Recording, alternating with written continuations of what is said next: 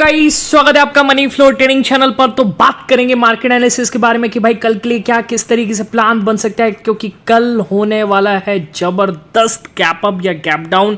इस चीज के बारे में हम डिस्कस करने वाले हैं। वोलेटिलिटी आज भी देखने को मिली है मार्केट में। कल का सेशन भी काफी ज्यादा वोलेटाइल दिख सकता है, क्योंकि एक बड़ा इवेंट जिसका आप ये समझ के चलिए कि 4 साल बाद ये इवेंट दोबारा आ रहा है, और जिसका हम इस 4 महीने से जून से हम इसका इंतज़ार कर रहे थे।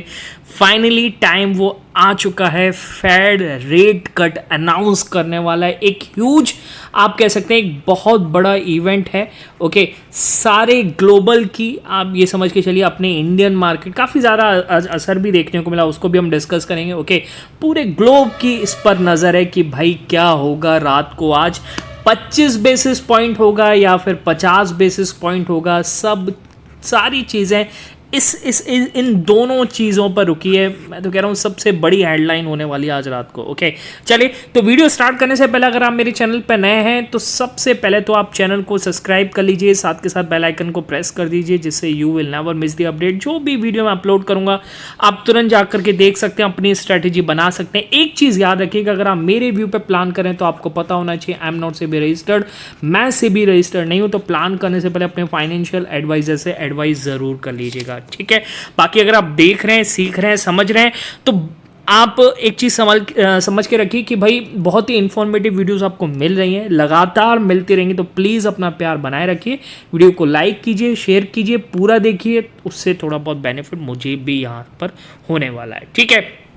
चलिए, अब ये तो क्लियर हो चुका है कि एक बहुत बड़ा इवेंट है आज रात को, और फेड रेट कट अनाउंस करने वाला है। पर गाड़ी यहाँ आकर के रुक जाती है कि भाई कितना रेट कट होगा, 25 बेसिस पॉइंट या फिर 50 बेसिस पॉइंट। ये सबसे बड़ी चीज़ है कि कितना होने वाला है। ओके, अब इसमें हम क्या कर सकते हैं, देखिए हम एनालिसिस कर सकते हैं। एनालिसिस क्या कर सकते हैं कि भाई बड़े प्लेयर क्या मान के चलें। बड़े प्लेयर मतलब एनालिस्ट कंपनीज क्या मान के चलें। ओके, तो केवल आप ये समझ के चलिए, ये आपको सर्वे दे रखा है। ये सर्वे आप समझ के चलिए कितने का है, मैं आपको बताऊं। ये 28 बैंक एनालिस्ट कंपनीज हैं। इनका क्या मानना है उसको हम समझते हैं। तो केवल 2 ऐसी कंपनीज हैं, जेपी मॉर्गन और विंगस्टन ICAP। इन दोनों का मानना है कि 50 बेसिस पॉइंट का रेट कट आ सकता है। बाकी सिटी, सैप, TD, UBS, बोफा, सबका मानना ये है कि भाई 25 बेसिस पॉइंट का रेट कट आने वाला है। ओके, तो फिर आपको यहाँ से क्या दिखता है, आपको पॉसिबिलिटी दिखती है कि भाई 25 बेसिस पॉइंट का होना, मतलब 25 बेसिस पॉइंट होने के ज़्यादा चांसेस हैं।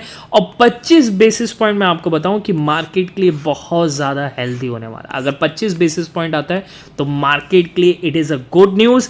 और ये अगर गुड न्यूज़ आपको मिलती है रात को, तो आप समझ के चलिए कि कल आप इंडियन मार्केट बहुत अच्छा गैप अप यहाँ पर दिखता हुआ आपको नज़र आ सकता है। ओके, और वहीं अगर 50 बेसिस पॉइंट आ गया तो आप ये भी समझ के चलिएगा एक डाउन साइड यानी गैप डाउन भी आपको देखने को मिलेगा, ठीक है। मुझे फिलहाल नहीं पता कि क्या किस तरीके से आएगा। हाँ, हमारी पोजीशन क्या है हम उस पर डिस्कस करते हैं। ओके, BDST की बात कर लेते हैं। ओके, देखिए क्लियरली है, अब जब बड़ा प्लेयर, यहाँ पे बड़े प्लेयर्स कह रहे हैं कि भाई 25 बेसिस पॉइंट आ सकता है। ओके, तो हम यहाँ पर प्लान करके गए हैं गैप अप का चांस लेके गए। रिस्क के ट्रेड ज़रूर है, कम क्वांटिटी से प्लान किया और आज के प्रॉफिट पर ही प्लान किया। कोई भी हमने अदर चीज़ नहीं ली है, हमने सिर्फ आज के प्रॉफिट पर प्लान किया। और 25,400 की कॉल में बैठे हैं, जो कि अभी आप जाकर देखेंगे 87-88 रुपये के आसपास चल रही है, उसमें हमने प्लान किया है। ओके, अब देखते हैं कल कहाँ किस तरीके से ओपन होगा। कोई हैजिंग पोजीशन नहीं है, ठीक है। और आज की BDST ले जाना इट इज़ अ गैम्बल, क्योंकि कोई भी यहाँ पर आप ये समझ के चलिए कि कोई भी आपको सपोर्ट रेजिस्टेंस मिल रहा हो, या फिर कोई आपको प्राइस एक्शन दिख रहा हो, या फिर आपको कोई डेटा दिख रहा हो, उस पर बेस्ड है ही नहीं। कल की जो भी BDST है इट इज़ अ गैम्बल। हम गैम्बल करके गए, मान के चलते हैं, ठीक है। प्योर गैम्बल है। ओके, इसलिए कम क्वांटिटी से हमने यहाँ पर प्लान किया है, ठीक है। ये चीज़ आपको समझ में आ गई। अब पहली चीज़ कि भाई बड़े इवेंट का अनाउंसमेंट कब होने वाला है, कि आज कितने बजे हमें क्लियर हो जाएगा जिससे हमें एक अच्छी नींद आ सके। ओके, तो क्लियर होगा आपको 11:30 बजे, आपको इस चीज़ के बारे में पता होना चाहिए। आज रात यूरोपियन टाइम यानी 2 बजे के आसपास फेड चेयर जेरोम पावल अनाउंस करेंगे, तो लगभग 11:30 से 12 बजे के आसपास आपको क्लियर हो जाएगा। और यूएस मार्केट भी आपको काफ़ी ज़्यादा वॉलेटाइल नज़र आएगा, आप देखिएगा, ठीक है, पूरा जज कीजिएगा, हम भी जज करेंगे। ओके, पूरी नज़र होनी चाहिए। बाकी अगर आप न्यूट्रल हैं तो आराम से सोइए, कल सुबह देखिएगा किस तरीके से मार्केट कहाँ पर ओपनिंग दिखा रहा है, उस हिसाब से फिर हम प्लान करेंगे, ठीक है, बात समझ में आ रही है। पर आज रात को 12 बजे क्लियर हो जाएगा कि भाई आगे क्या होने वाला है मार्केट में, ठीक, ये चीज़ आपको समझनी चाहिए। ओके, अच्छा, दूसरी चीज़ आप ये समझ के चलिए कि देखिए, मान लीजिए गैप डाउन हो जाए, चलो उसको हम फिर बाद में आते हैं। तो सबसे पहले तो ये समझ लेते हैं पहले आज मार्केट में क्या हुआ, फिर हम समझेंगे कि कल के लिए स्ट्रैटेजी क्या किस तरीके से हो सकती है, ठीक है। देखिए, अगर मैं आज के मार्केट की बात करूंगा तो देखिए निफ्टी ने आज एक ऑल टाइम हाई दिया, और ऑल टाइम आपको नज़र आ रहा होगा, ऑल टाइम हाई दिया है इसने कितना, 25,482 का। ओके, और एक ऑल टाइम हाई लगाने के बाद मार्केट वहाँ से काफ़ी ज़्यादा फिसला और 25,300 के नीचे गया, और 25,280 के आसपास डिप लगाते, 25,288 का डिप लगाते हुए मार्केट वहाँ से पलटा और 340 345 के आसपास इसने क्लोजिंग दी है। ओके, वहीं अगर मैं बैंक निफ्टी की बात करूंगा तो किसी ने भी एक्सपेक्ट नहीं किया था कि भाई इतना बढ़िया मूव आज बैंक निफ्टी देगा अपने एक्सपायरी वाले दिन, जबकि लगता है कि एक्सपायरी वाले दिन हो सकता है कि साइडवेज हो जाए, पर आज बहुत ही बढ़िया मूव दिया। हमने दोनों में कैप्चर किया, निफ्टी बैंक निफ्टी में। ओके, ये खासियत है कि हम सेंटीमेंट्स पे प्लान करते हैं। ओके, पहला प्लान तो हमने यहाँ पर किया था 360 के आसपास, फिर हमने यहाँ पर निकाल दिया था 450 460 के आसपास, क्योंकि यहाँ पे रेजिस्टेंस था 500 का।